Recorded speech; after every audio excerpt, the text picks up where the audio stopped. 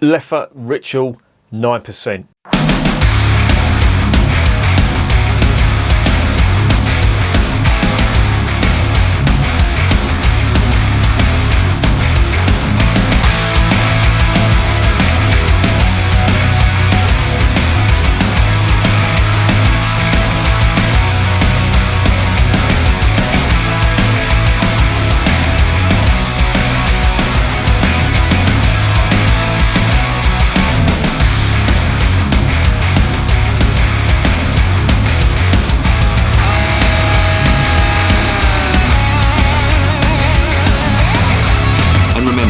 Life is too short to be drinking shitty beer. Welcome to another edition of Bands, Bikes and Booze Reviews. I've just called this Leffe Ritual 9%, but it looks like it's 9 degrees. I don't know what the fuck is going on there. But it's either 9% or 9 degrees. I know this is actually 9% in the ABV, but yeah, honestly, trying to get information out of the Leffe website, I was clicking on links and they're telling me how to drink responsibly. Can you just fuck off? I'll drink however much I want to. This is brewed by ABInBev, so, what do you expect from them? Oh, rant over. Stop fucking starting, will ya? I don't know why I do this. I shouldn't be here. Why am I doing this? It's beer. It's going to kill you. We know. Fuck off and let us drink. Anyway, calm down. This is Leffe. This is Ritual. This is 9% in the ABV. And Leffe, as I just mentioned, it's brewed by ABInBev, or it's owned by ABInBev, and they make a big thing about this being an Abbey beer. Again, it comes back to my thing. The real Abbey beers don't make a thing about it at all. The beers that aren't brewed in Abbeys but have some tenuous link will fucking milk that because they're into marketing. If anyone here is in advertising or marketing, kill yourself. Kill yourselves. Seriously though, if you are, do. There's no rationalization for what you do, and you are Satan's little helpers, okay? Kill yourself, seriously. You're the ruiner of all things good. Seriously. No, this is not a joke. It's going to be a joke coming. There's no fucking joke coming. You are Satan's spawn, filling the world with bile and garbage. You are fucked and you are fucking us. Kill yourself. It's the only way to save your fucking soul. But there you go. Anyway, this is Leffe Ritual 9%. And there's a reason it's called Ritual. And I've not got this from their website. They've just telling me to fucking drink responsibly. I've had to research that, where the name comes from. And believe it or not, it's to do with Belgian royalty years ago when they brewed beer. it makes me question why the fuck I'm alive and doing this. But how they would test beer, whether it was fit for consumption, they'd get some bloke, they'd dress him up in leather trousers. Yeah, I kid you not, leather trousers. He's not even a biker. But he's wearing leather trousers, and they'd pour beer over a bench, and he'd sit there for an hour or so, and if he got up and his trousers were squelchy, it was fit for consumption. If his trousers stuck to the bench, then it wasn't, and that was how they judged it. And I just think, well, what's the point in me in reviewing beer if you're just going to fucking put a pair of leather trousers on and, but that's what they did years ago. I'm not talking about now. Obviously, they don't do that now. I fucking hope they don't. I'll tell you whether it tastes like they have done or not. But that was apparently what they used to do, and that is where the name Ritual comes from. And, yeah, do you know what? I'm joking now, but in all seriousness, I do understand what that was for. Because if there was an excessive amount of sugar, the heat from his Aris would have warmed it up a little bit, and it would have melted, and as he got up, it would have, where the melted sugar had adhered to the leather, it would have, made a noise as he got up. So, yeah, there is a method to that madness, and that's what it is. Anyway, this is their strongest beer. This is Leffe's strongest beer, and I got this from Beers of Europe, I think this was. And they also do this on what's that, perfect draft. They do it on perfect draft. I haven't got a perfect draft. I haven't got any one of them subs or anything like that. I just think I don't want to drink it like that, because that would stop me from going to the pub, and I don't want to stop going to the pubs, because pubs more than ever need our support. But you know, if I could pour beer in this house, I would really question why I need to go to a pub. So, you know, that's why I don't have it. I know people may say, "Oh, that's stupid. That's a stupid reason," but yeah, it may well be. But that's my take on it. Anyway, let's get back to this beer. You know, they're making a big thing about it being an Abbey beer and all that. This hasn't seen the inside of an Abbey. In fact, it's been further away from an Abbey than you could ever get. But they still make a big thing about it. I've tried a few Leffe beers in the past. If you look on the channel, there's a couple of good ones. Don't get me wrong, the Leffe Blonde is okay. It's a bog standard, easily obtainable. They sell it around the corner. Easily obtainable blonde beer if you like your Belgian style beers. Anything after that, they do a fruit beer, really not nice at all. They do a cherry style beer, that isn't good either. The Leffe Brewing, I got that cheap from Aldi in a big 750ml bottle, really didn't think much of that. So Leffe beer is just one of them ones. I think the blonde is about the best out of the lot. This stuff, I really don't know.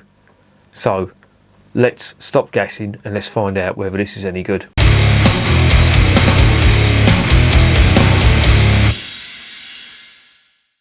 I may have mentioned that this is 9%.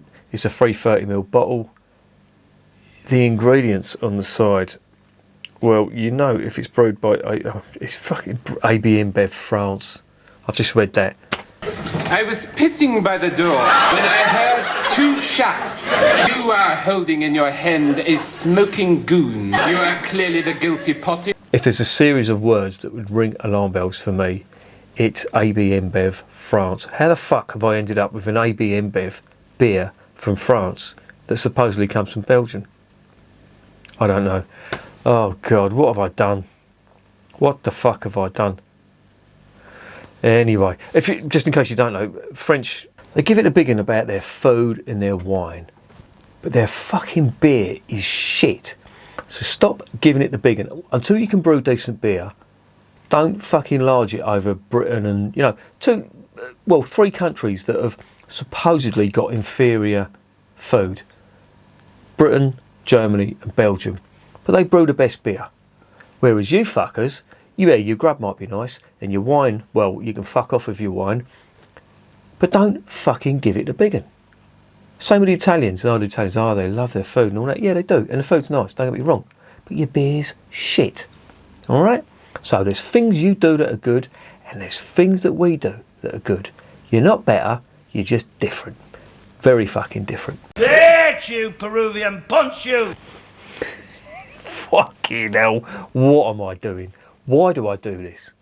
Why? What is this? What my life has come to? This is COVID. COVID has done this to me. Anyway, relax. Let's get the beer open.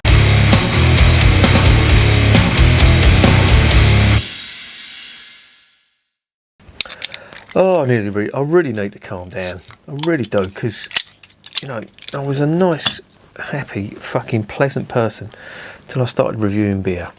Now, I ain't got a Leffe glass. I've got one of the St Bernardus glasses. It's very similar. There's no real fucking difference between the Leffe glass and this. So, again, fuck off. Right, here it is in the glass. Pretty dark, amber colour. Bit of a head on it, 9%. I better get this sniffed and drunk sharpish, because that head is going to go. For a beer that strong, the aromas are not big at all. There's a bit of candy sugar I'm getting on that.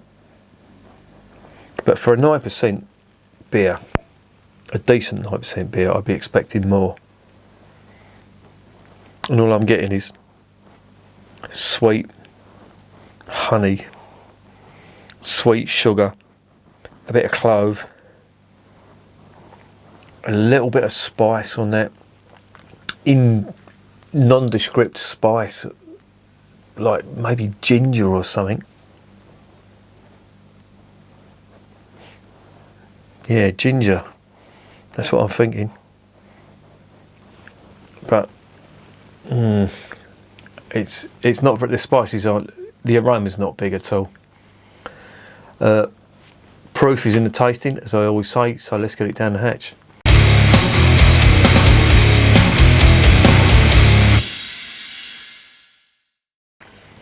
Wish me luck.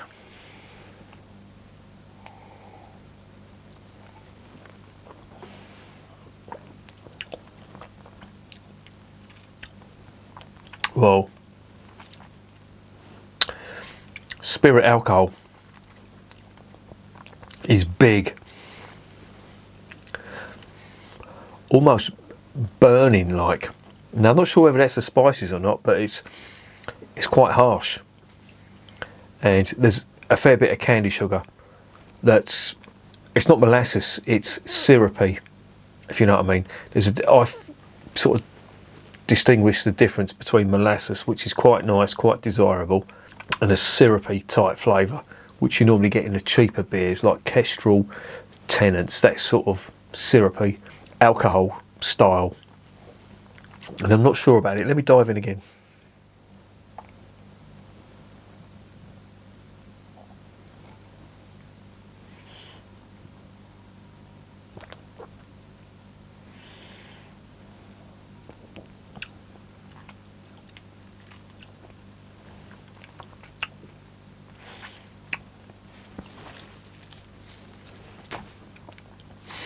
It's actually quite complex.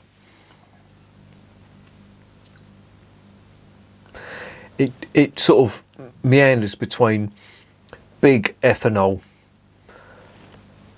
sugar, almost to the point of being sickly sweet, and then spicy bitterness.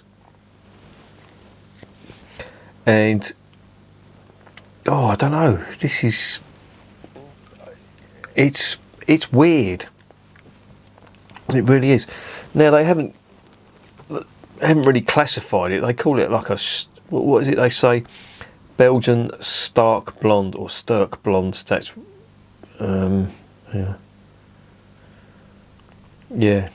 Bière blonde Belge Forte.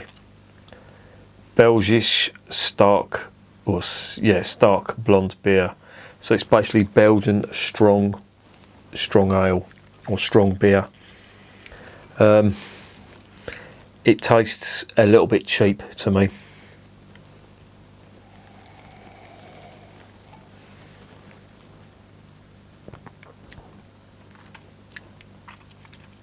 Or does it?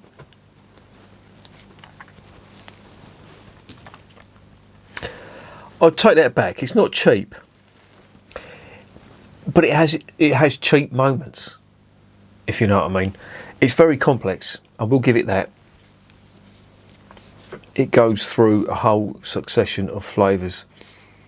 There's like a sugar sweetness, almost sickly sweetness. But then you get spices like ginger, quite strong spices actually. Ginger, I think coriander's in there as well.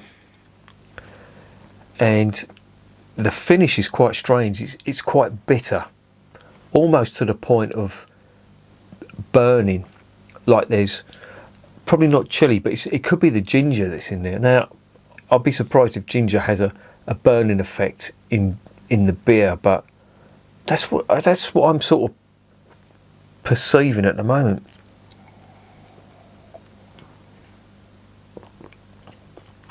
Carbonation is big, quite aggressive, and it is just on the border of being obtrusive, but it just stops short, which is quite nice. Let me give it a swig around and see if that can sort of clarify this, because it's really complex at the moment, which is unusual for Leffe. They're normally sort of pretty straight-laced. I don't know what the fuck they've put in this.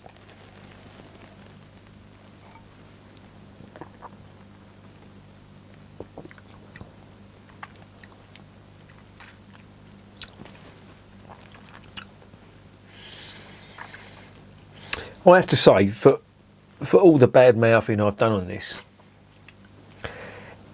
it's not lacking character. It really does make you think about the flavours that are in here.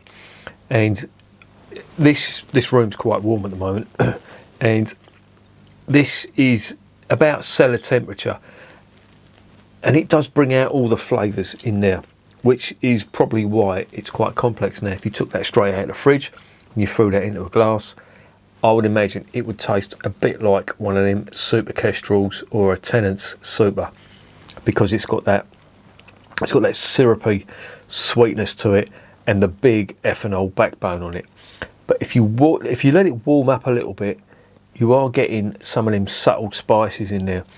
And there's like, I'm getting that as ginger, coriander, and let me just have another dive in.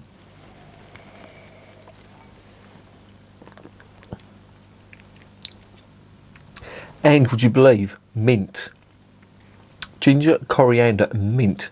Now, this is ABInBev. Now, if this was any other brewery or any other small Belgian brewery, I would say that would probably be coming from the hops. There's certain hops that give off minty flavours, and some of them can be quite big. But I don't think ABInBev would put as much thought into a beer, or an ABInBev owned brewery would do that. But that's what I'm getting. It's like a minty ginger, not chili. It's not that sort of spice.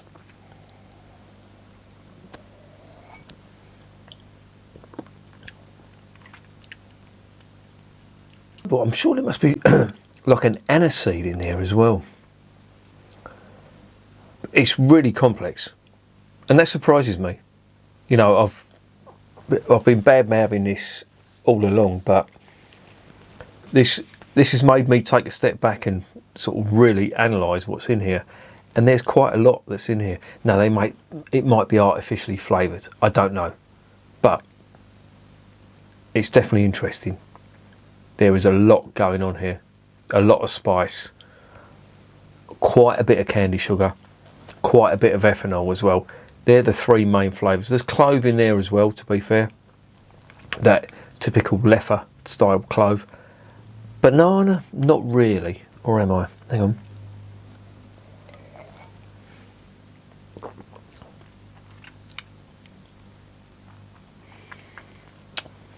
No perceivable banana, but other people may pick that up. But I'm not really getting that banana flavour. This is more spicy than anything else. But I will say one thing. That is definitely interesting, and it's definitely the most complex beer that Leffe have done so far that I've tried.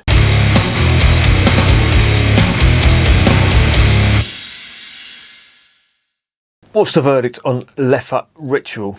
Well, despite there not being much information out there, that's a very complex beer, and it's really made me have to think about all the flavours that are in there.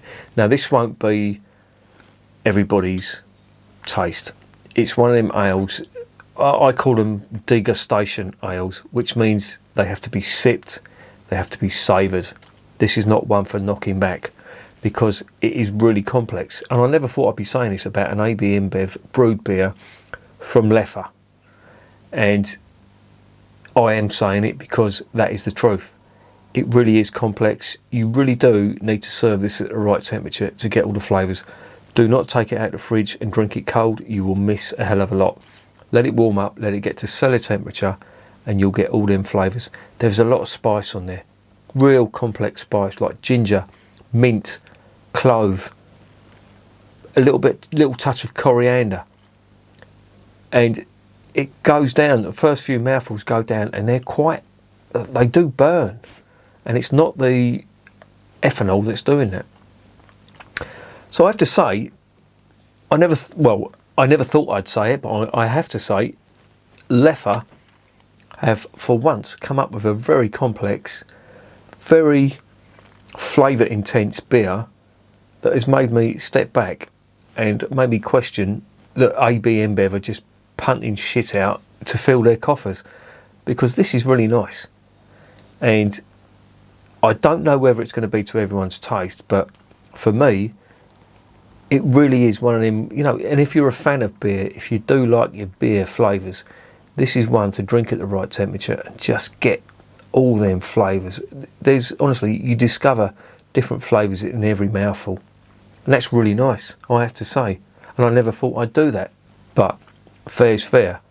Not much aroma, but masses of flavour. And for that reason, I'm going to give it a 9 out of 10. Because it really is one of them beers that you need to sit back. If you really do like your beers and you're into your flavours, you really do need to sit back and just take in all them flavours, because you will miss a hell of a lot if you're just knocking it back. Well, you can't knock it back, it's fucking 9%. Well, you can if you want to get absolutely mullered. But there you go. And remember, beer is working class champagne.